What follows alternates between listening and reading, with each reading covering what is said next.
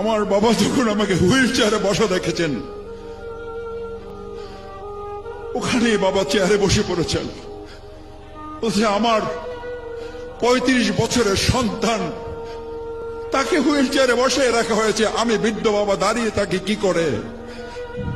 এখানে বলে যখন চেয়ারে বসে গেছেন, আমি চেহারার দিকে তাকিয়ে দেখেছি আমার বাবা কতটা অসুস্থ হয়ে পড়েছেন। সেই অসুস্থতা থেকে বাবা মৃত্যুর কোলে ধাবিত হয়েছেন। আল্লাহ তাআলা তাকে নিয়ে গেছেন, আফসোস নেই।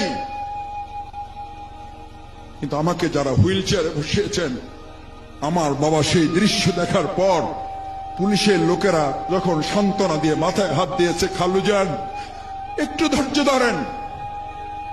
আমার বাবা দায়িত্বহীন কণ্ঠে চেয়ারে বসা থেকে আবার দাঁড়িয়েছেন।